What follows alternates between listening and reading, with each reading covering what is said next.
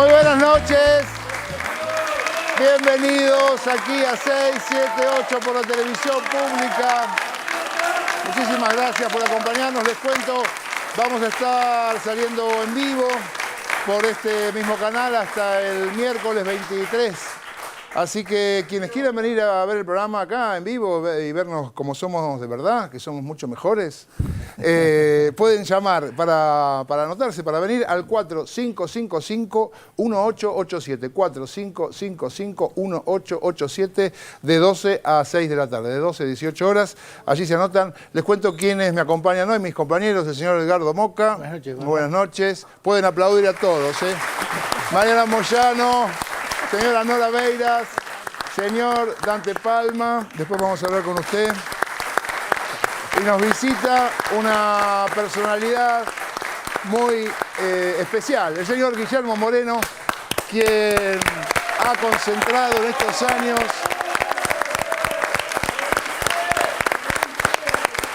yo diría que Moreno por lo menos concentró la mitad del odio de la corporación mediática, la política, la otra, la financiera, la gente que quiere hacer negocios fáciles. Le han tirado con todo, pero acá está, se lo ve muy bien. Está muy bien. Gracias por venir. Guillermo Moreno fue funcionario de los gobiernos de Néstor Kirchner y de Cristina Kirchner en las áreas de comunicaciones y comercio y es, ahora mismo es peronista y es dirigente peronista de la capital. Yo aclaro. Acá hay que aclarar todo, Moreno. Soy peronista.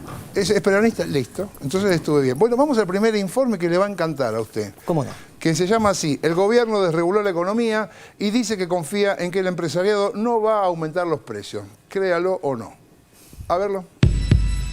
El gobierno desreguló la economía y dice que confía en que el empresariado no aumente más los precios. A una semana de haber asumido Mauricio Macri, esto emociona, de verdad emociona. Está reunido Prat Gai con la gente del Banco Interamericano de Desarrollo. ¿Y sabes cómo es el apellido del presidente del BID? ¿Cómo es? Moreno. Podemos decir que Prat Gai está reunido con Moreno, pero es Luis Alberto Moreno. Otro Moreno, por suerte sí. No es el otro Moreno. Por suerte no es el otro Moreno. En el semanario Perfil, el 80% de los empresarios pasa la devaluación a precios. Según un sondeo, la mayoría de las firmas tomaba hasta ahora como referencia el dólar oficial y no el contado con liqui, como cree Prat Gai. Y con la propuesta nuestra lo que va a suceder es que va a subir el oficial, que no afecta prácticamente a nadie. Todos los precios de la economía están marcados a 16. La mayoría de las firmas tomaba hasta ahora como referencia el dólar oficial y no el contado con liqui, como cree Prat Gai.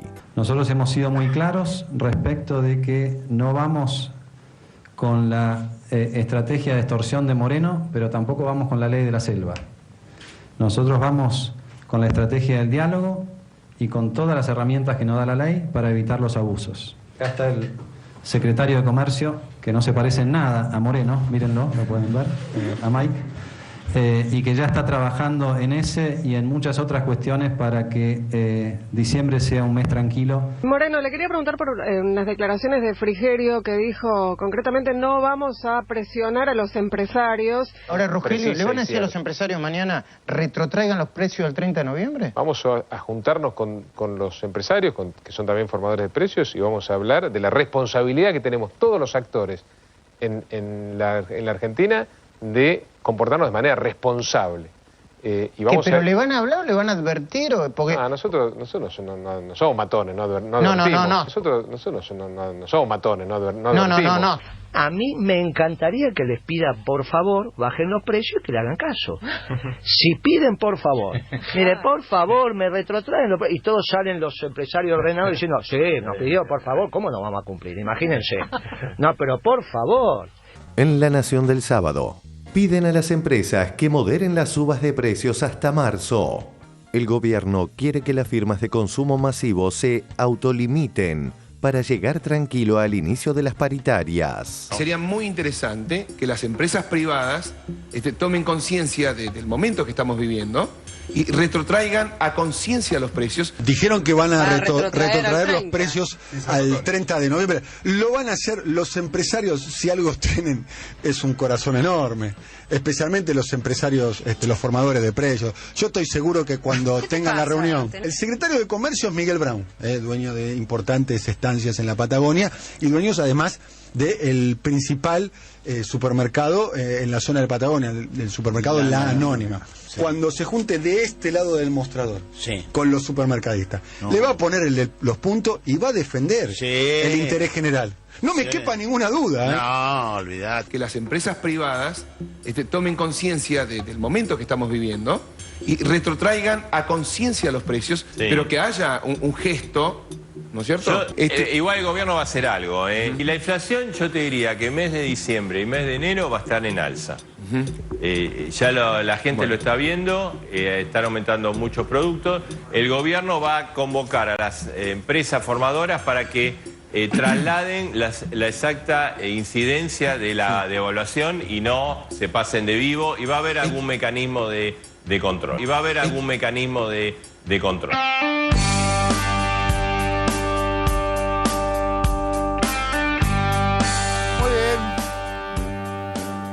bien. Moreno, ¿usted cree que las empresas pueden hacer un gesto frente a esta situación? Sí. Yo le pregunto, por ahí piensa que no, o por ahí piensa que pueden hacer un gesto. No diga qué gesto. Claro. Bueno, vamos a aclarar un poco el debate y lo que estamos diciendo. Porque no se confunde y se arman unos líos bárbaros.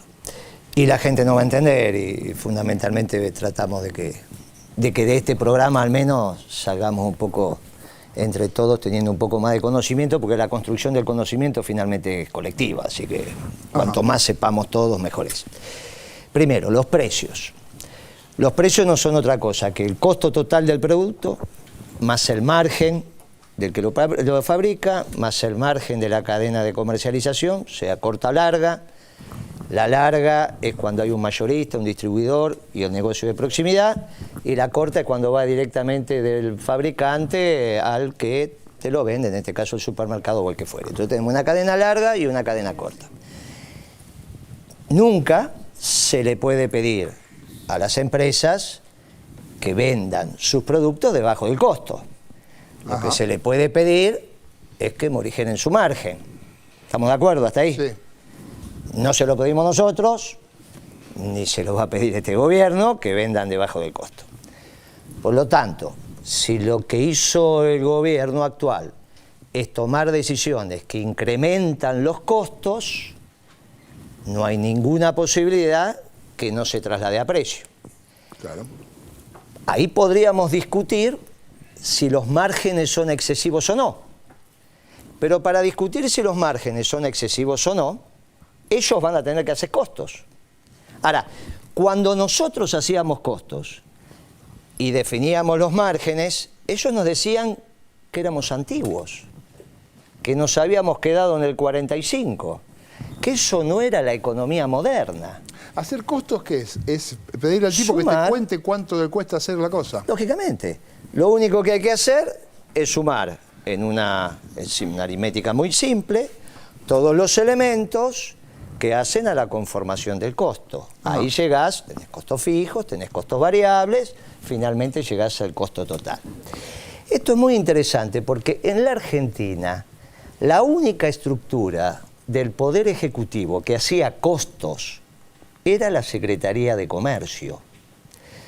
Cuando yo asumí en el 2006 la Secretaría de Comercio, lo único que le pedí a Kirchner era que me dejara ponerle nuevamente Secretaría de Comercio, porque se llamaba de coordinación técnica y nadie sabía lo que era.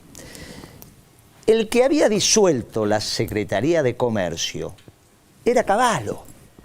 ¿Pero por qué Cavallo disuelve la Secretaría? El Cavallo de Menem. El Cavallo de Menem. Cuando desregula la economía, una de las instituciones que disuelve del Poder Ejecutivo es la Secretaría de Comercio. Y la disuelve por los inspectores. No, la disuelve porque la Secretaría de Comercio tenía en el entorno de 100 funcionarios de línea que eran los únicos en la Argentina expertos en costos. Cuando vos tenés un modelo especulativo rentístico como el que tuvimos hasta el 2001, el gerente más pago, el mejor sueldo que cobra un gerente en una empresa es el gerente financiero. Cuando vos tenés un modelo de producción y trabajo como el que vinimos a instalar nosotros, el gerente que más cobra es el de producción y el que hace costos. Ahora, lo que hizo Cavallo fue disolver la Secretaría de Comercio y jubilar a todos aquellos cuadros estables del gobierno que eran expertos en costos. ¿Qué me encontré yo? Y me encontré una estructura con 27 inspectores y no había ningún funcionario en condiciones de hacer costos. Y esto no es que vas y aprobás costos en la facultad y ya sabés. No es la materia costos en la Facultad de Economía. Hay una expertise, hay una experiencia, hay una necesidad que tenés de que te pase la vida haciendo costos para que aprendas a hacer costos. Ahora, cuando vos tenés en la estructura del Estado gente que sabe hacer costos, las paritarias son mucho más fáciles. Porque vos sabés entonces cuáles son los márgenes que hay entre los precios y el costo del producto. Yo me fui de la Secretaría después de un esfuerzo por tratar de formar gente en costos y la verdad que no conseguimos formar muchos. Esta gente se pasó criticando que la Secretaría de Comercio intentara hacer costos. Ahora, si no hace costos y no está en su concepción hacer costos, ¿cómo va a saber si lo que pide está bien o está mal? Cuando venga el empresario y le diga, mira, me aumentaron los costos, ¿qué quiere? ¿Que venda debajo de mi costo? Eso no se le puede pedir. Claro. Es impensable, no es racionalmente lógico ni económico que vos le pidas a una persona que le cuesta 4 producir y lo venda 3. Ahora, si no tienen esos parámetros, ¿cómo lo van a hacer? Entonces van a empezar a hacer costos. Ahora, si van a empezar a hacer costos, entonces teníamos razón. Y esto es lo que empieza a pasar, que ellos mismos empiezan en un dilema que hasta que no resuelvan la contradicción interna que tienen en el gobierno, de si son liberales o desarrollistas, van a estar en este mamarracho de anuncios todo el tiempo. Ahora, yo entendí, si no entendí mal, es que en estas desregulaciones también no exigen más a las empresas que presenten los costos. El problema es que nosotros definimos, al menos en la política que yo implementé, nosotros definimos que las empresas podían o no presentar costos bajo mi gestión. Podían o no presentar costos, y era una decisión de la empresa, si no se adecuaba a la pauta que uno le daba de incremento anual. Nosotros habíamos segmentado la totalidad de la lista de precios de cada empresa en productos masivos, selectivos y premium. Si la empresa se adecuaba a esa pauta de incremento, no me tenía que presentar costos. Si no se adecuaba, porque me decía que en realidad la pauta le quedaba chica, le quedaba corta, entonces hacíamos el análisis de costos. La primera empresa que me vino a plantear que la pauta que le estábamos marcando no le alcanzaba fue Quilmes. Había una empresa famosa de consumo masivo que una vez el presidente Kirchner dice, nosotros sabemos que hay una empresa de consumo masivo que en realidad no quiere respetar. Inmediatamente respetó. Entonces, durante muchos años, nosotros en realidad, las empresas, nos cumplieron la pauta que le hicimos.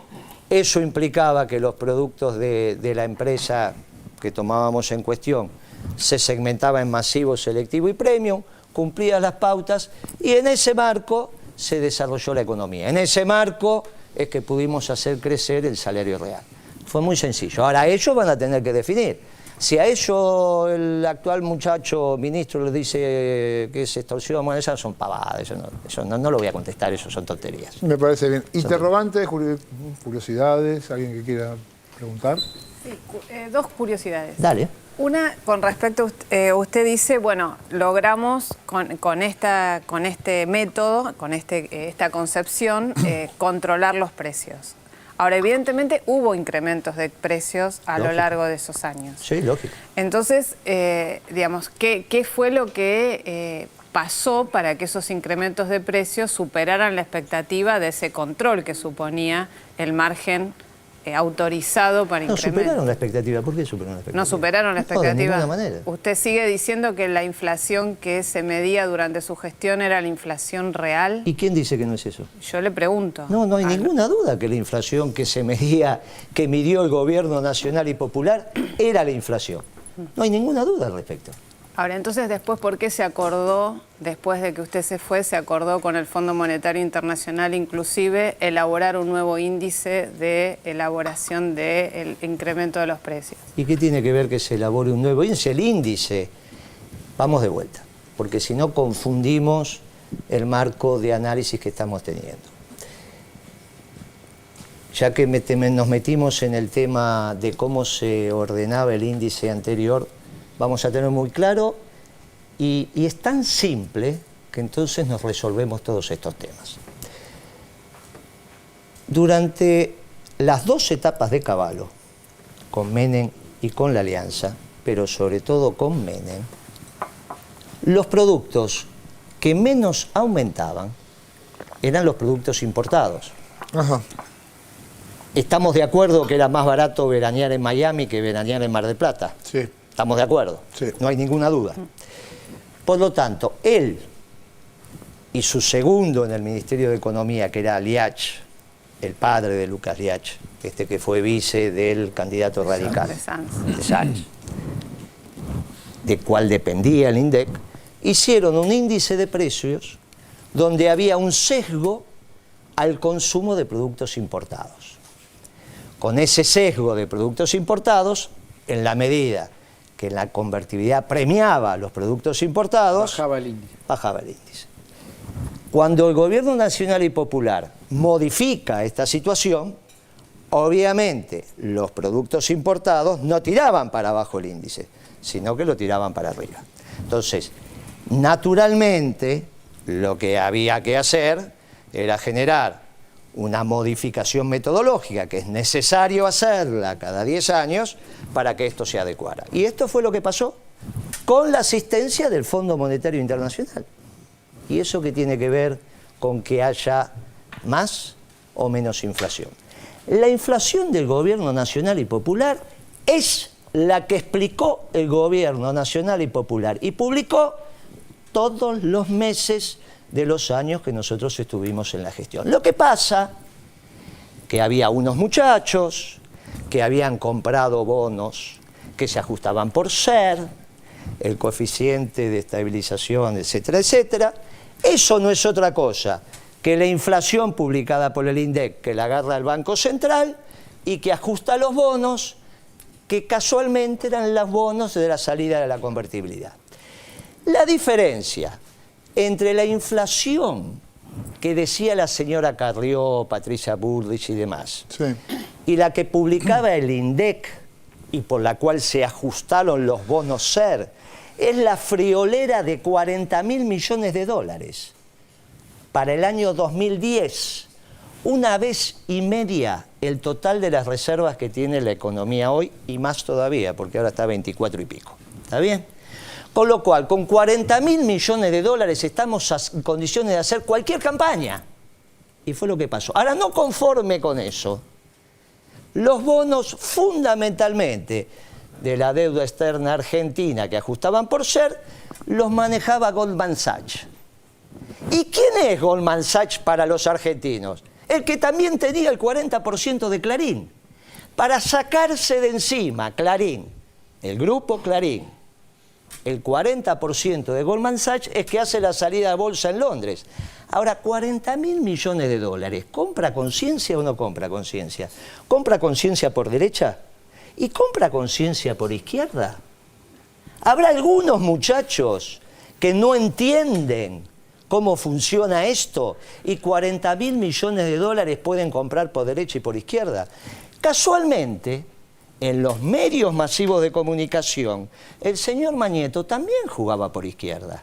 No es que el señor Mañeto solo juega por derecha. Y quizás había medios masivos de comunicación, o no tan masivos, que eran el ala izquierda del señor Mañeto. Y cuando uno ve el editorial de esos medios, se encuentra que casualmente eran funcionales a los intereses de Mañeto, que a su vez tenía dentro de su grupo a Goldman Sachs, que administraba la mayor cartera de bonos que ajustaban por ser y que necesitaba que la inflación reflejara lo que ellos consideraban que era la valorización de su cartera.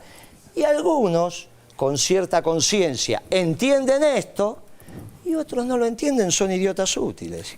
Algunos por necesidad, por derecho, obviamente, pues son los mismos intereses, y los peronistas sabemos muchas veces que hay idiotas útiles que juegan para esto. En el modelo nacional y popular profundamente peronista nos encontramos con los operadores de derecha que tenían los mismos intereses en este caso y los idiotas útiles por izquierda que le hacían el juego. ¿Cuál era la crítica por izquierda, Guillermo? Mirá, a mí me tocó ver este programa, no sé si estabas vos, ver este programa y también de alguna manera hacer un cuestionamiento a los índices oficiales. Ustedes no tenían claro que con eso lo único que hacían era aumentar las ganancias de Clarín. Pero bueno, es un problema, es un problema. A mí me tocó. Yo miraba este programa, un programa novedoso, interesante, y que la verdad que vino a esclarecer a la opinión pública argentina, pero en ese tema, me acuerdo una vez que vino el que hoy era vicegobernador de la provincia de Buenos Aires, que le hicieron ciertos reclamos, yo después lo llamé y dice, mira, disculpame, Guillermo, la verdad que tendría que haber puesto más énfasis en la defensa de los compañeros del INDEC, porque la verdad que la gente del INDEC trabajó con mucha pasión y patriotismo para hacer esto. No se olviden, con tanta pasión y patriotismo, que el mejor censo de la historia se hizo el 27 de octubre del 2010, el mismo día que muere Néstor.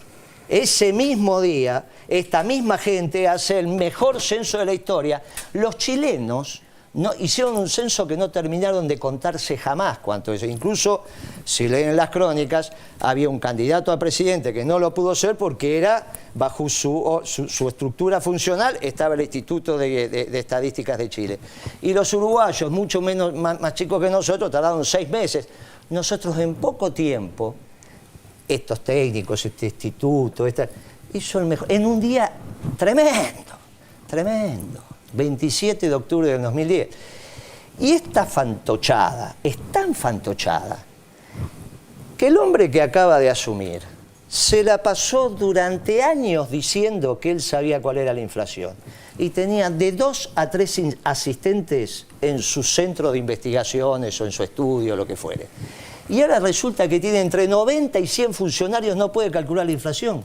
Melconian, que acaba de asumir en el Banco Nación, se cansó de decir que no le interesaba medir los precios, que solamente le dieran la tasa de emisión monetaria que él daba la tasa de inflación.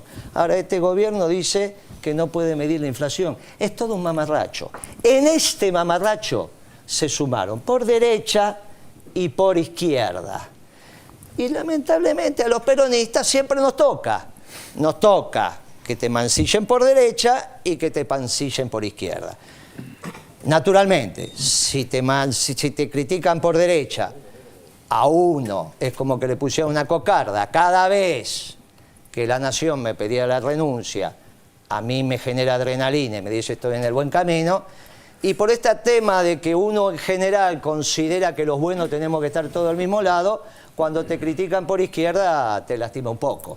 Pero la realidad de la milanesa es que al final, siendo peronista, te vas dando cuenta que siempre estás bien cuando te critican por derecha y por izquierda. Un comentario y una pregunta.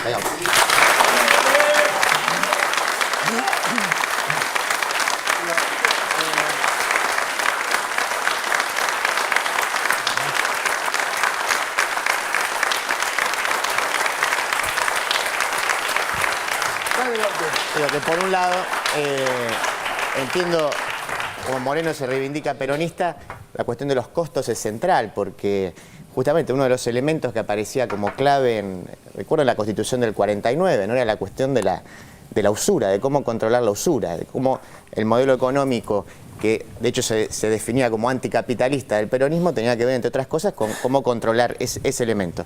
Pero hay una cosa que a mí me quedó de su intervención, y corríjame si no es así. Yo interpreté que usted podría llegar a justificar que para poder ahorrarle al Estado Nacional esos 40.000 millones de dólares era posible, o estaría justificado intervenir o tocar los números del INDEC. ¿Esto es así o yo lo interpreté mal? Totalmente mal interpretaste. No, pero yo no dije eso, dije al revés. Dije que Mañeto quería aumentar la inflación con toda esa consultora para llevarse las monedas, y esas monedas son 40.000 millones de dólares. Y digo, con 40.000 millones de dólares compran la conciencia de los que quieren, sobre todo los que no son sólidos. Y muchos muchachos no son sólidos. Por derecha en general los intereses están muy claros. Entonces cuando Melconian decía la inflación no es esta, vos agarrás los clientes de Melconian y son los bancos. Ahora por izquierda, ahora tenés que agarrar los editoriales. Yo lo que digo es que Mañeto tenía el ala izquierda. Buscala vos, la ala izquierda. ¿Vos pensás que Mañeto no tiene la estructura del ala derecha y del ala izquierda? Yo estoy de acuerdo con eso. ¿Vos estás de acuerdo? Bueno, ¿quién era el ala izquierda? No tiene. Pero bueno, entonces, muchachos, no hay ahí una inconsistencia en cuanto a que el INDEC, habría que ver año por año, pero que en general había paritarias que se resolvían a 25 o 30, mientras el INDEC marcaba 10. Y evidentemente había... ¿Cuál es la inconsistencia? Es que parecería raro, ¿no?, que en una inflación de 10, finalmente todas las paritarias se cierran a 25 o 30. ¿Por qué? ¿Cuál sería la inconsistencia? Porque no cierran los números, digamos, de tanta... A mí me encantaría que fuera así, pero me parecería que no puede haber tanta recuperación del salario. En un gobierno nacional y popular que veníamos desde abajo, veníamos del infierno, íbamos a mantener la misma distribución del ingreso. No, yo creo que todos los años nunca se perdió. Nunca se perdió, pero me parece que no puede haber esa diferencia, o que falsa esa diferencia entre un 10% de inflación y un 25% de paritaria. Por eso yo le preguntaba. Vamos de vuelta. Porque esto me hace acordar al Senado cuando del otro lado estaba Morales y le decía: Morales, vamos de vuelta. Yo hablé entre masivo, selectivo y premium. Acá había una canasta impecable que hacía el SEMA. El SEMA, ¿está bien? La cuna del neoliberalismo en la Argentina, la escuela de Chicago en la Argentina. Yo personalmente lo llamé a Carlos Rodríguez, que era el que llevaba esa canasta, y le dije: mirá, la canasta que vos estás midiendo es correcta. Y esa, que era la canasta de ejecutivos, nunca daba el 10, daba el 20 y pico. Todo depende ¿dónde te planteas? Si vos tenías un consumo premium, tu consumo premium no era lo que medía el INDEC, porque la canasta que mide el INDEC, con la metodología aprobada y acompañada por el Fondo Monetario Internacional en ese esquema, es el consumo masivo. Y para eso dije que había consumo masivo, consumo selectivo y consumo premium. Entonces, todo depende de dónde vos te plantees. Si vos tenés en tu estructura de consumo un consumo realmente de productos masivos, eso era lo que pasaba. En el caso de que no tuvieras un consumo masivo, sino un consumo premium, bueno, obviamente en tu estructura mental te parecía otra cosa. Pero lo que medía el INDEC, no hay ninguna duda que era lo correcto. Ninguna duda. Y los que ponen en duda las mediciones del INDEC, en realidad están poniendo en duda lo que la estructura de funcionamiento de la economía del gobierno nacional y popular. Y esto es lo que le servía a Mañeto, esto es lo que le servía a los bancos. Yo lo que te vengo a explicar con los 40.000 millones de dólares es la cantidad de fondos que pusieron en la economía para comprar conciencias. A ver, Moca. Guillermo, Cada uno que se haga cargo. En el informe, papel prensa, la verdad, después que la presidenta lo presenta, hay un editorial clarito. Obviamente ni voy a hablar de La Nación y Clarín porque eso fue normal. Era normal lo que hiciera. Pero no del diario Clarín ni del diario La Nación, que fue contundente. Dijo: todo el informe, papel prensa, la verdad, es bastante serio, salvo la parte que Moreno escribió vinculada a los crímenes de lesa humanidad. Ahí Moreno parece que los escribió con los guantes de Vox puestos.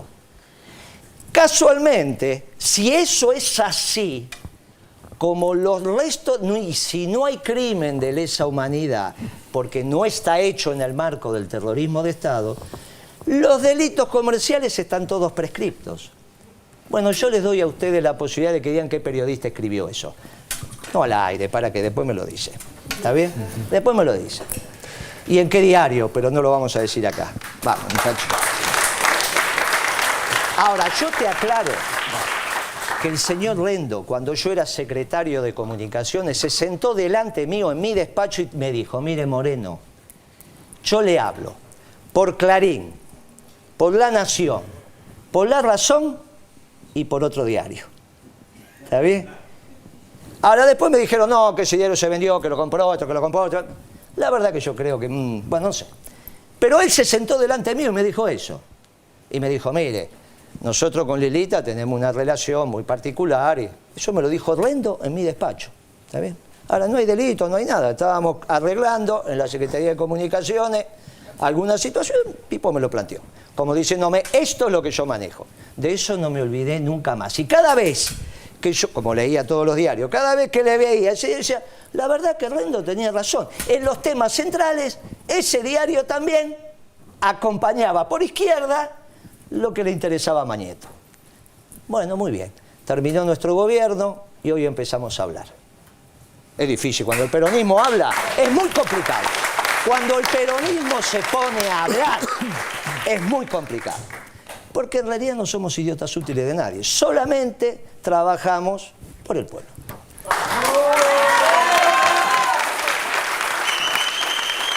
Perdón, no, por favor. Para terminar de entender un momento que yo creo que está situado tipo año 2006. Sí, no, pero no es necesario. Yo no tengo ningún problema con las tensiones, las disfruto las tensiones. En el año 2006, que más o menos empieza a desatarse la querella, digamos, alrededor del INDEC, usted lo que está diciendo es que... ¿2000 dijiste? 2006, ¿no? 2006, 2007. No. 2006, 2007, por ahí, en un momento de ese tránsito. Primer trimestre de 2007. Bueno. Yo claro que estoy hablando del INDEC haciendo un análisis político, esto quiero tener claro, porque no fue de ninguna manera el INDEC dependió de la Secretaría de Comercio, ni nunca estuvo intervenido. Ana Edwin fue exactamente nombrada de la misma manera que fue nombrado por Macri este señor que acaba de asumir. Ahora, este señor que acaba de asumir, que nunca fue funcionario del INDEC, es nombrado en el INDEC, y Ana Edwin, que estuvo secuestrada por la Fuerza de Seguridad con 30 años de INDEC, cuando Kirchner le firma el decreto, exactamente igual que el que firma Macri, nada más que dice, nómbrese otra persona, en este caso un funcionario de planta del INDEC, resulta que es intervención. Resulta que es intervención, pero ¿en qué quedamos? Guillermo, la única pregunta es, en ese momento no hay un cambio de metodología, se aplica exactamente los mismos parámetros. Vino mucho después. Vino mucho después, fue un seminario público que se hizo en el Sheraton de Pilar, mucho después vino el seminario. O sea, ahí hay una continuidad estricta en los términos técnicos. Pero lógico. Lo único que cambió es que salió una profesora de matemáticas y entró una licenciada en economía. Nada más, eso fue todo lo que pasó. Está bien, una profesora de matemáticas que tenía como metodología relevar el precio de la persona que hace el servicio doméstico en alguna casa. ¿Está bien? Ahora resulta que al relevar el precio del servicio doméstico es un lío. No es fácil, porque vos te vi embarazada, ahora resulta que tuviste tu niño, tenés una persona que te acompaña, la persona que te acompaña, vos volvés a trabajar, le decís, che, me cuidás el nene, sí, te lo cuido, pero dame unas monedas más. Vos le das una moneda más, viene el del INDEC, te toca el timbre y dice, ¿usted cuánto le pagaba, doña Rosa? 5 pesos la hora, y ahora 6. Aumentó un 20%. Vos decís, no, ahora te cuida el nene. Ahora resulta que vos te mudaste, ahora resulta, a su vez, que la metodología indica que tiene que ser 60 kilómetros del kilómetro cero, que es el Congreso. Y tiene que haber servicio doméstico en La Matanza, en Florencio Varela, en la capital, porque esa es la metodología, ¿estamos de acuerdo? Sí. Ahora resulta que es muy difícil, porque vos vas a tocar el timbre y se mudaron y no está. ¿Y quién tiene servicio doméstico? ¿Sabe cómo lo resolvió Bebacua? Esta genio que ustedes dicen, la técnica impoluta, tenía un listado de 10 amigas. 10 amigas, de las cuales 6 eran del INDEC y 4 del Ministerio de Economía. Eso fue denunciado judicialmente. Ahora no hay delito. Porque ¿qué delito es? Delitos son los que dice el Código Penal. No hay ningún delito de esos. Ahora, cuando llega esa información, vos imaginate lo que te pasa. ¿Sabés qué pasa acá con la 1050? Se suicidó gente. Entonces, ¿sabés qué pasó? ¿Vos viste la famosa película esa de Vicios Privados, Virtudes Públicas, que es la caída del Imperio Austrohúngaro? Bueno, esa misma reflexión tuvo que tomar el presidente Kirchner. Tenía que decirle a la sociedad, mire, estos eran unos mamarrachos. Ahora, con estos mamarrachos que me digan esto, usted por ahí perdió el jefe de familia. ¿Vos qué hubieses hecho? Ah, bueno, es una decisión. Entonces dijo, mire, vamos a revertir esta situación. ¿Y sabés cómo descubrimos todo esto? Un sábado, porque se me apersonó un empresario del turismo, que en todo caso mañana él diga si quiere, pero un empresario importante del sector. Te digo, mire, Moreno, ustedes este tema no lo van a manejar nunca. ¿Por qué? Porque yo soy un informante clave del INDEC en el tema turismo. ¿Y sabe qué me piden a mí? El paquete turístico del viaje a Miami. ¿Y ustedes qué tienen que ver con eso? Si a mí esto lo define Miami. Entonces, si Miami me aumenta los precios, yo lo tengo que aumentar. Me preguntan cuánto está el paquete de Miami, aumenta, tuvieron inflación. Y eso figuraba en la Pero claro, y por lo que dije antes, que Cavallo lo que hizo fue incorporar un sesgo a productos importados. Ahí donde estaban las famosas flores de... Claro, las flores de 60, 90 y 1,20 m. ¿Vos viste alguna vez una rosa de 1,20 m en los hoteles 5 estrellas? Bueno, mirá lo que teníamos que medir. Ahora resulta que eso venían los muchachitos. Porque los de derecha los entiendo, porque hacen a sus intereses. Yo entiendo lo que hacía Melconian. Entrás en la página de Melconian, los bancos son todos... Entrás en la... Ahora los de izquierda, pero el peronismo está acostumbrado a esto. Lo que pasa es que ahora, bueno, quizás no vinimos a conversar estas cosas, pero como dice la compañera ahí, es importante que lo discutamos y aclaremos una vez por todas. Y que digan la inflación que está viendo, porque si antes la podían decir con 2 o 3 muchachos, ¿cómo no van a poder ahora? ¿Cómo no van a poder ahora? Y lo interesante de esto es cómo cambian. El primer debate que tuvimos con este Prat de Gay, algo así se llama, es porque él quería bajar el tipo de cambio. Con Kirchner presidente, él era presidente del Banco Central. Cuando nosotros asumimos el gobierno, 3 pesos estaba $1. Y 3 reales estaba $1. Los brasileños revalúan su moneda, no devalúan, revalúan y se va a 2,70. El primer debate que tenemos es si nosotros teníamos que acompañar a los brasileños, teníamos que mantener un tipo de cambio competitivo. Kirchner laudó y dijo no, tipo de cambio competitivo, pero no dijo solo tipo de cambio competitivo, dijo incremento de los salarios, incremento de los ingresos populares y baja de la tasa de interés. Entonces, con un tipo de cambio competitivo, incremento de los salarios populares, incremento de los ingresos populares, porque en realidad te incrementa la jubilación, la pensión, etcétera, etcétera, etcétera, y baja de la tasa de intereses, que hicimos el milagro que hicimos. No fue magia, pero sabíamos lo que hacíamos. Una pregunta más, Moyano, debe. ¿Estamos bien o es mucho bien? ¿Qué estamos haciendo? Yo me quería preguntar esto, Moreno, porque usted se ha mostrado siempre muy preocupado, y lo está diciendo ahora, por lo que implica la estructura del Estado, los que conocen la botonera, como se suele decir, los que saben cómo funciona el Estado, más allá de los jefes que van o vienen, que son cargos políticos. Lo que le quería preguntar es, porque a mí en lo personal me preocupa, es qué implicancia ve usted en que se nombren en cargos claves a personas que ya no solamente adhieren a lo que podemos llamar una lógica conservadora o liberal, o lo que sea, sino que han sido formateados por esos mismos grupos, y que estén en cargos claves ahora, porque eso después de alguna forma chorrea a toda la estructura del Estado. Lo que está... Si eso es preocupante, si, llegado el caso se puede cambiar o no. Está clara la pregunta. Dice, ¿qué hacemos con los gerentes en los cargos de gobierno? Esto es lo que me estás diciendo. Este gobierno nombró gerentes. Primero, los gerentes son empleados jerárquicos, ¿está bien? El gerente del banco no es el dueño del banco. Son empleados jerárquicos. Los gerentes, en general, cuando vos los elegís, es como elegir un vendedor. Vos elegís un vendedor, un tipo que es callejero, que le gusta, que está en la calle, que el tipo tiene una determinada característica. Cuando vos elegís un gerente, lo primero que te tenés que dar cuenta es que al tipo le guste más la plata que comer con las manos. Si al tipo le gusta más la plata que comer con las manos, vos lo tenés que tomar de gerente. Hasta ahí no está ni mal ni bien. El problema es que estos muchachos, que les gusta la plata más que comer con las manos, pasan de ganar 50, 60 mil dólares por mes a ganar 5 o 6 mil dólares por mes. Es un acto patriótico. Sí. Me parece que lo tenemos que mirar. Está muy bien, está muy bien. Vamos a ver cuánto tiempo se aguantan hasta que la señora le digo, che, no pague el jardín, se me las expensas, tuve este problema. Porque cuando vos tenés gastos en tu casa, vos tenés un ingreso de 50, 60 mil dólares por mes, tenés gastos más o menos de 20, 30 lucas por mes. No es que haces gastos de 2 mil dólares. Está bien tu nivel de vida y está bien si se la ganan. Ahora, ¿cómo van a hacer? El dueño del fondo Pegam, un tipo bárbaro.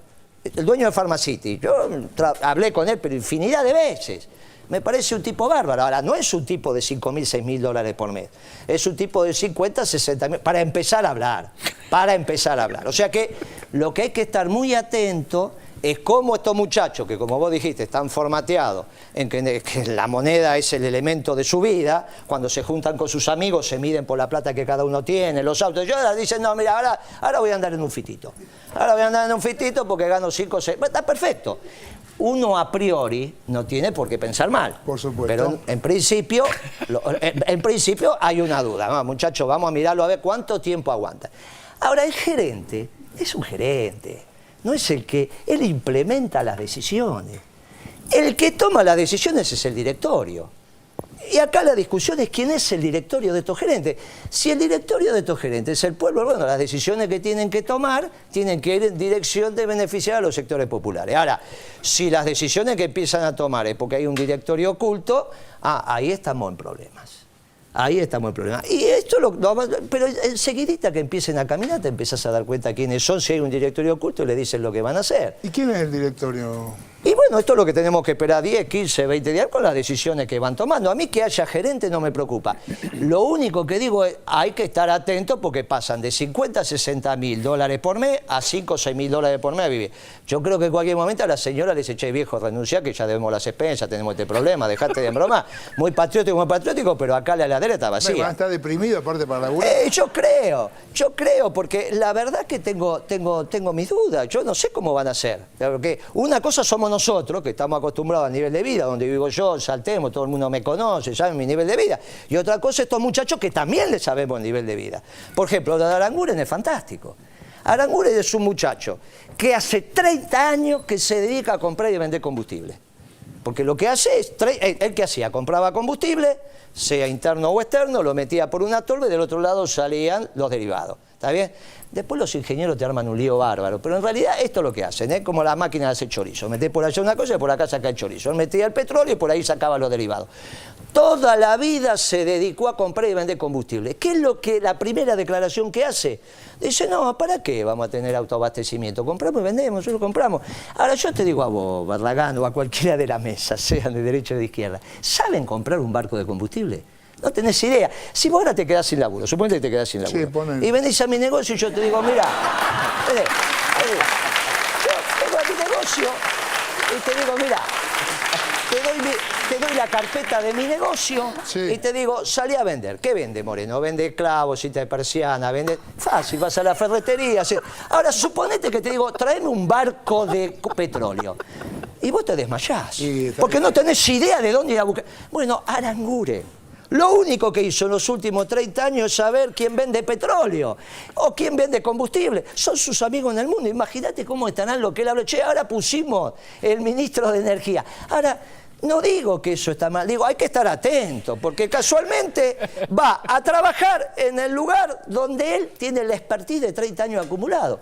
Es raro. En principio, es raro. Entonces, es lógico las declaraciones que vienen haciendo los muchachos. Si el de Pharmacity, ahora que va a estar en el gobierno, dice, no, en realidad las farmacias que no integran una cadena hay que cerrarlas. Bueno, estamos en un lío, Porque el gobierno nacional y popular, cuando él recibía el ataque de los laboratorios nacionales, lo defendió. Los laboratorios nacionales querían cerrar Pharmacity. Esto me lo vino a decir a mí, el que ahora es...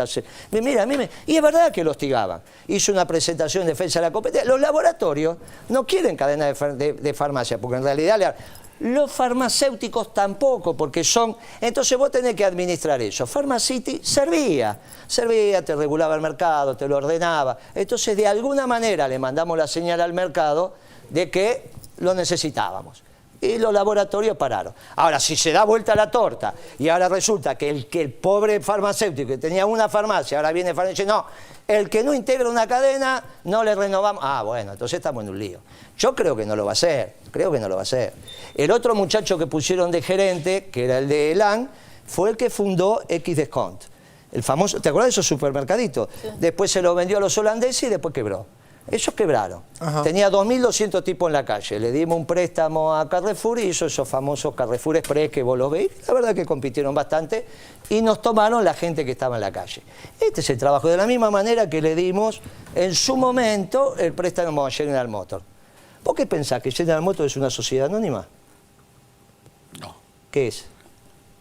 No sé. No sabes, claro. Como le hice la pregunta, la lógica indica que es una sociedad anónima. No, claro, es una SRL, como la que tenés vos ahí para hacer una cosita. ¿Cómo? Por eso le tuvimos que caucionar los autos. Cuando le fuimos a dar el préstamo, resulta que era una SRL, General Motors. Mira todas las cosas, mira cuando el peronismo habla el problema que tenemos. No, sí, tenemos problemas. No es una sociedad anónima, es una SRL, es algo que haya cambiado ahora. Ahora tenemos la presidenta de una SRL... ¿Como un maxiquiosco? A veces un maxiquiosco es una sociedad anónima. En el centro, ¿sabe lo que factura? La presidenta de una SRL. La presidenta de una SRL ahora es presidenta de Aerolíneas Argentinas. De una SRL.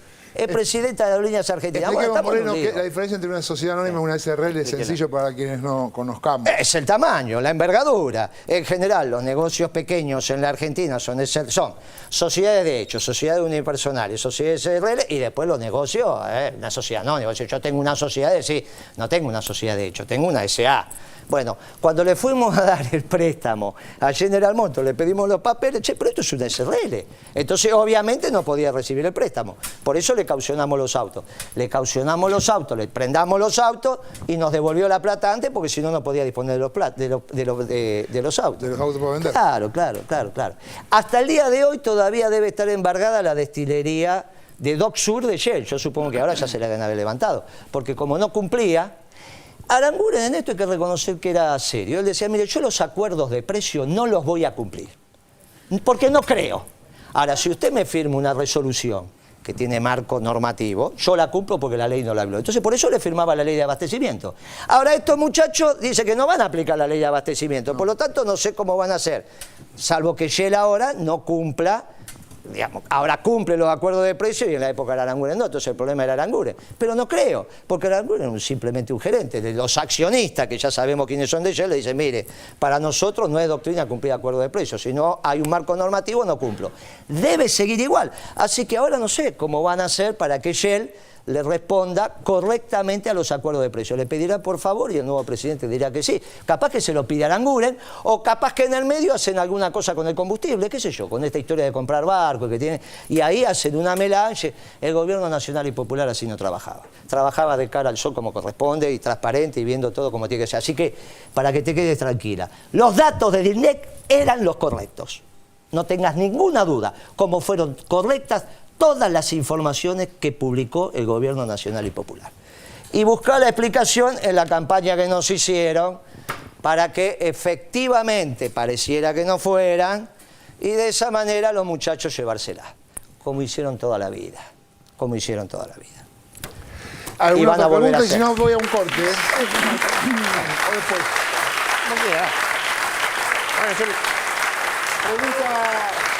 Pregunta corta y respuesta corta, ¿puede ser? Corta no doy nunca. Bueno, entonces después. Para corto Pinedo, que era Pinedo el breve.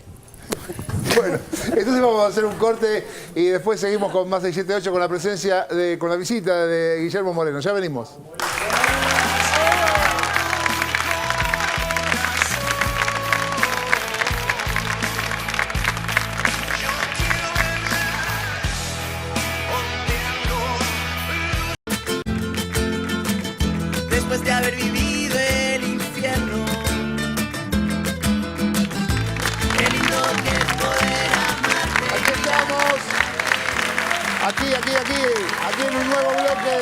7-8 con la visita de Guillermo Moreno. Y Dante Palma tenía una pregunta para hacerle. Sí, bueno, nosotros ya conocemos las críticas que en general provenían de los medios, de las corporaciones económicas a su labor en la Secretaría de Comercio, ¿no? Después usted dejó ese cargo, pasó tiempo. ¿Qué mirada tiene usted sobre su labor en la Secretaría de Comercio? Es decir, ¿hay alguna autocrítica que usted tiene para hacer? ¿Usted considera que se equivocó en algo, que podría haberlo hecho mejor? Sí, no hay ninguna duda. Primero, la categoría que a mí me gusta utilizar es la categoría de la oligarquía, que no sé por qué no la utilizan, debe ser porque es de modé, pero en realidad en el conflicto de la 125 no se expresaron las corporaciones, se expresó la oligarquía, que es la dueña de la tierra. ¿Está bien? Acá hay 1000 familias que siguen siendo las dueñas de la tierra. ¿Por qué no hablamos de eso? Y hablamos de corporaciones sin tener muy claro a qué engloba. A mí me parece también que hay algún tema que ahí al peronismo le faltó docencia. Porque Evita siempre habló de la oligarquía. Y sigue existiendo la oligarquía. Y en la 125 quedó clarita. Con respecto a la autocrítica, sí, cometimos algunos errores que incluso ya pedí, vuelvo a pedir disculpas públicamente, porque en este país faltó azúcar. Durante 3 días faltó azúcar. Y durante 2 días me faltó aceite. Eso fue después que se murió nuestro jefe, ya no era el presidente, pero era el jefe político. La presidenta fue a la primera reunión del G20 y aprovecharon los muchachos para medir casualmente el aceite. Primero me desabastecieron azúcar y después el aceite. Y este era un problema, porque en este país, vos no, porque sos muy jovencita, las nenas son nenas, pero nosotros que peinamos canas, sabemos que cada vez que faltaba el aceite, el azúcar, la harina, venían los problemas. Después venía la marchita y no la peronista, precisamente. ¿Está bien?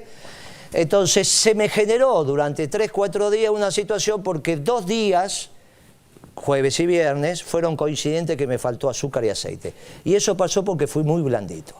En realidad, como decía Kirchner, yo era parecido a Lassi y había que haber sido muchísimo más enérgico. Y entonces no hubiese faltado el aceite, no hubiese faltado el azúcar y el pueblo no hubiese tenido zozobra. El otro tema que me parece que también no lo discutimos con suficiente profundidad fue el plan de negocios de YPF. La presidenta firma el decreto por el cual el 51% de las acciones pasa a mano del Estado, 51% de las acciones, sigue cotizando la empresa en Wall Street, entre otros mercados. Nombra un directorio, pone un gerente, el gerente eleva la propuesta del plan de negocios y no lo discutimos con el suficiente ahínco. Ese plan de negocios quizás no fue todo lo que necesitamos que hubiese sido, de mi humilde opinión, pero hay otros compañeros consideran que sí. Yo en eso creo que se tendría que haber discutido un poco más.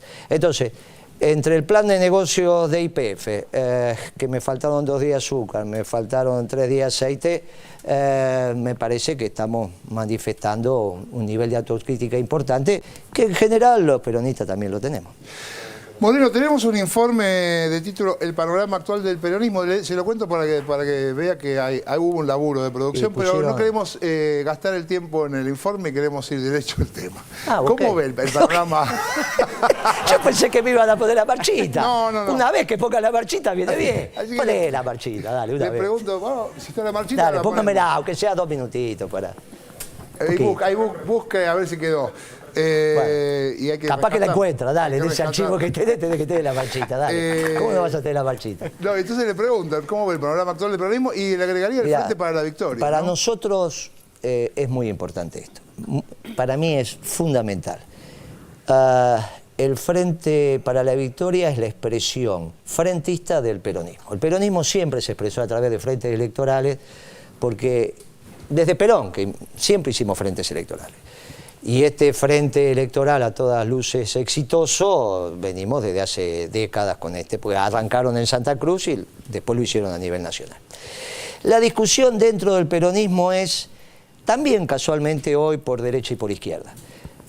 Por derecha, algunos muchachos, los del peronismo prolijo, que lo que quieren es que el peronismo deje de integrar el Frente para la Victoria. Y el problema es que los peronistas tenemos claro, y por eso siempre fuimos frentistas, que con el peronismo solo no alcanza. Pero si el peronismo se va del Frente para la Victoria, yo diría que deja de existir. Es mi humilde opinión. ¿Está bien? ¿El prolijo cuál es?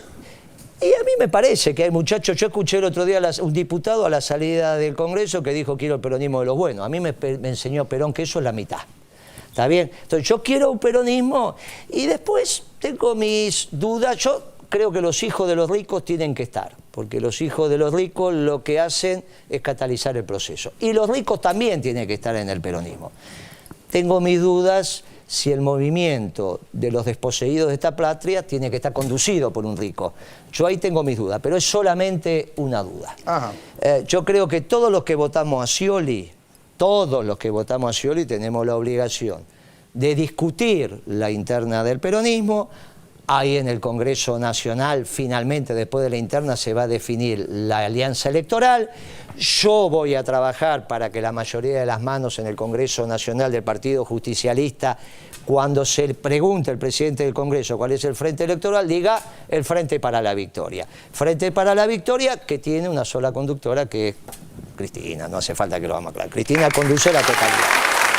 Ahora, los peronistas debemos votar en la interna para elegir sus autoridades y aquellos congresales que cuando llegue el momento de las alianzas, digo, sí, ratificamos nuestra pertenencia al Frente para la Victoria. Ya hay muchachos que están diciendo que no. Bueno, esto es una discusión dentro del peronismo que va a estar picante, como siempre todas las cosas que hacemos el peronismo. Ahora, eso no define un tema menor. Eso define si en este país se va a consolidar un modelo de exclusión, el modelo que hoy se está expresando en el mundo y que está siendo cuestionado, entre otras cosas, por un porteño, que es el Papa. Está cuestionando este modelo de exclusión a escala global que se está instalando en la Argentina y casualmente esta interna del peronismo no es una interna más, porque es el peronismo el que va a terminar definiendo si se consolida o no un modelo de exclusión en la Argentina.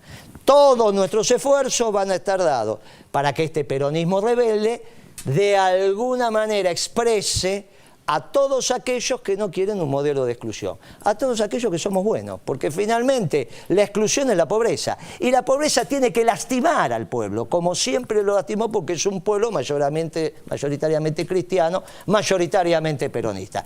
Si por esas cosas la pobreza nos deja de lastimar, es que estamos en un problema. Para que esto no sigamos acompañando un proceso en donde ver un pueblo lastima, el peronismo tiene un rol central que cumplir. Y esto es lo que vamos a trabajar en los próximos meses. Vamos a trabajar para que la interna, obviamente los que ganan conducen y los que pierden acompañan, tomemos la decisión en el Congreso Nacional de seguir integrando el Frente para la Victoria, que naturalmente va a conducir Cristina y ella decidirá después cómo sigue esta situación. Nosotros sabemos que los peronistas siempre el que conduce, esa es nuestra historia. ¿Qué está pensando Moca? Sí, a mí me gustaría... quiero decir que comparto el diagnóstico, ¿no? Quizás lo diría con palabras no del todo iguales, pero lo comparto. La pregunta es para ver si podemos profundizar un poco en eso que usted llama el peronismo de los buenos, el peronismo sensato, el peronismo dialoguista, el que está dispuesto a tenderle una mano a Macri, no una mano que probablemente sea lógico como políticas de Estado tener algunas cosas en las que se apoye, sino esa mano que está más bien tendida a una especie de aflojamiento, digamos, de entregar al peronismo a la cuestión, que deje de ser el hecho maldito. Que deje de ser el hecho maldito, exacto. ¿Por qué no desarrolla un poco, Guillermo, eso? ¿Cómo se expresa eso en la vida política? ¿Cómo se expresó en estos años? ¿Cómo se expresa ahora? Está muy claro, digamos. Me parece que hay dentro del peronismo algunos muchachos muy similares al actual oficialismo. También hasta en su manera hasta en su formato.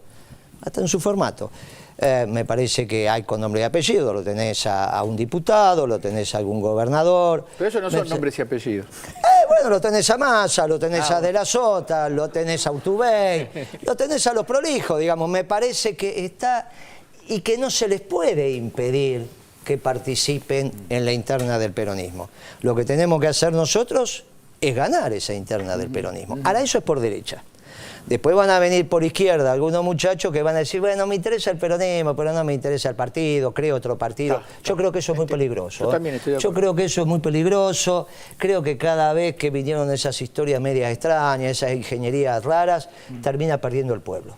Y la verdad que me parece que los peronistas nos tenemos que organizar, tenemos que estar claros que en una primera etapa tenemos que iniciar un proceso masivo de afiliación, tan masivo que va a ser que por ahí hoy me voy con algunas afiliaciones nuevas de acá, qué sé yo, por ahí me voy con algunas afiliaciones, empezamos un proceso importante de afiliación.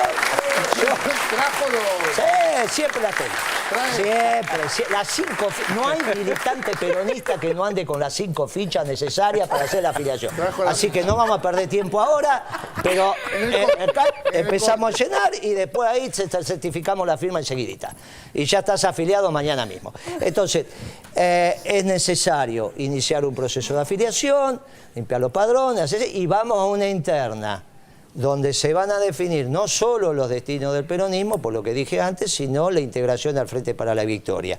Y en ese marco, si el peronismo rebelde, el hecho maldito, sigue existiendo, o, lamentablemente, me viene un peronismo funcional a los designios de este oficialismo, que lo que está haciendo es trasladarme este mundo tan especial que se nos armó en los últimos 5 o 6 años a la Argentina.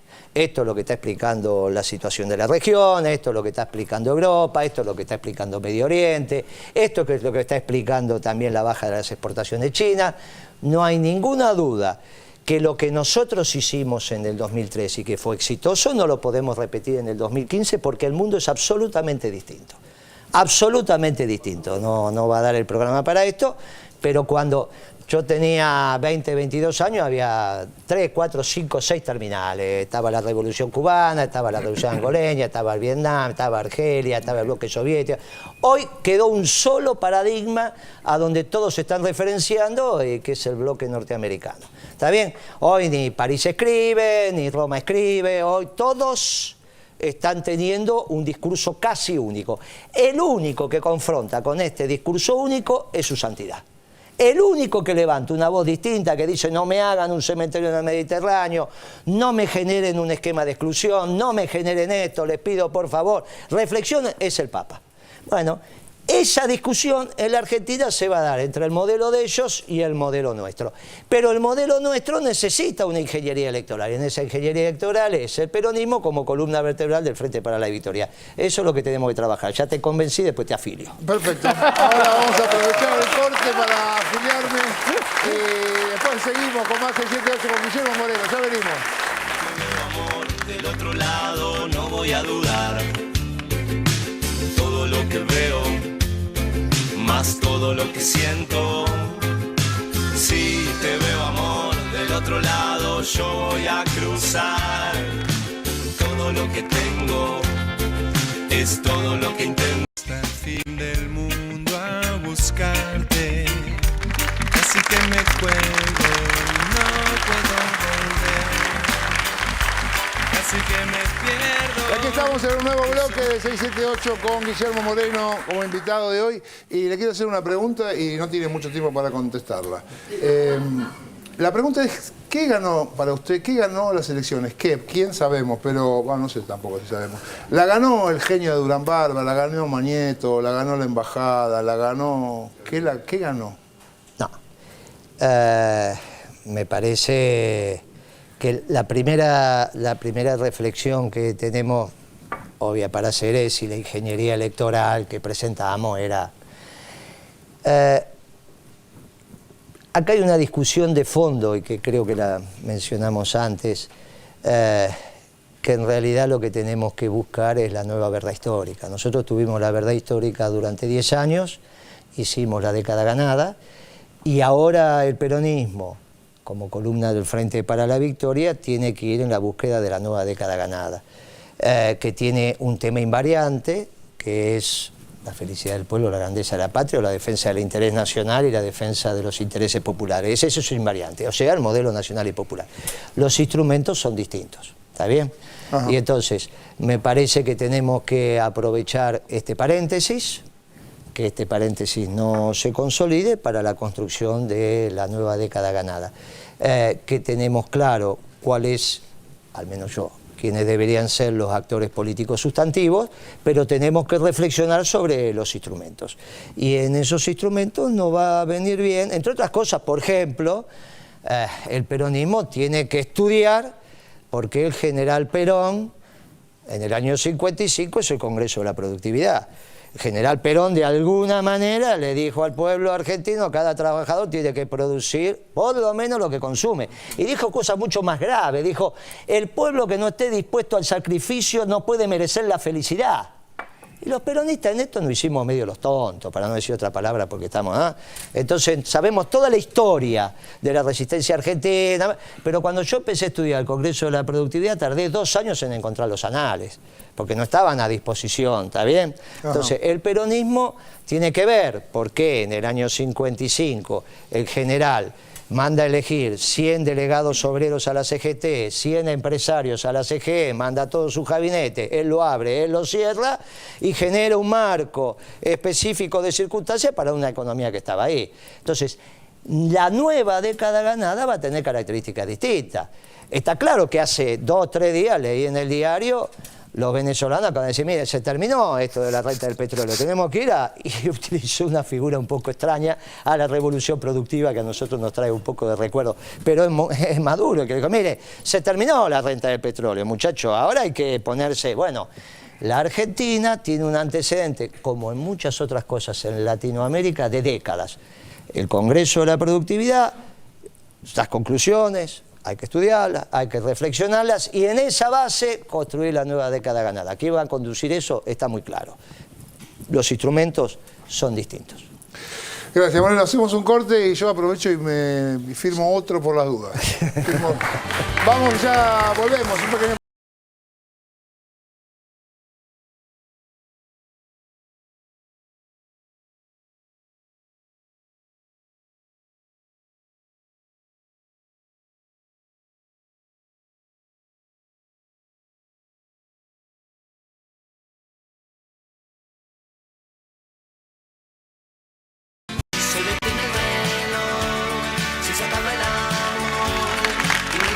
Y aquí estamos en el último bloque de 678 con Guillermo Moreno, que estuvo los últimos 2 años en Roma y me dijeron que lo estuvo viendo el Papa bastante seguido. Bueno, la verdad que me alegró la estadía, que la decisión política de estar 2 años en Roma coincidió con este hecho maravilloso de tener un Papa argentino que está transformando el mundo. Hicimos algunas cosas, lo juntamos al Papa con Maradona, los dos estuvieron muy felices, los dos estuvimos muy felices. Me falta, ahora estamos tratando de juntar a la tercera persona más conocida de la Argentina en el mundo con el Papa. Vamos a ver si... ¿Quién es? No, bueno, vamos a ver si no, pero es simple, o sea, es una mujer, sabemos quién es la tercera mujer más conocida en el mundo, que cuando ella habla, bueno, vamos a ver si se puede, y serían los 3 argentinos más famosos que se encuentran, y eso también es el milagro de su santidad. La verdad que nos alegró la estadía, el Papa es maravilloso, los romanos, que él es el obispo de Roma, están enamorados, y las cosas que está diciendo el Papa dijo, y nos dijo a los economistas: necesito un modelo de desarrollo que sea justo, inclusivo y sustentable. En eso estamos trabajando y para eso le pido a los buenos que nos acompañen. Y no solo a los buenos, porque necesitamos también que la mayoría del pueblo argentino que entiende la bondad desde la justicia, yo les pido al pueblo argentino que no se acostumbre a ver la pobreza, porque no es cierto que se puede bajar la pobreza aumentando los alimentos. Eso es falso y no nos podemos acostumbrar a la pobreza en la Argentina. Tenemos pobres, pero cada año nosotros íbamos bajando la cantidad de pobres. No nos acostumbremos a que aumente la cantidad de pobres. Eso nos lo pidió Eva, eso nos lo pide Perón y hoy lo pide el Papa. Gracias. Gracias por la visita, Moreno. Muchísimas gracias. Muy bien, y lo único que me falta para terminar este programa de hoy es decirles que hoy cumpleaños el señor Dante Palma. Mire, lo saludamos con estas flores. Entonces, en vez de un beso a Nora, le voy a dar un beso a él. Podemos ir dando unos besos. Gracias por venir a mi cumpleaños. Moreno. Bueno, Dante, feliz Gracias, cumpleaños. Gracias, Guillermo Moreno. Quiero cumplir, quiero cumplir,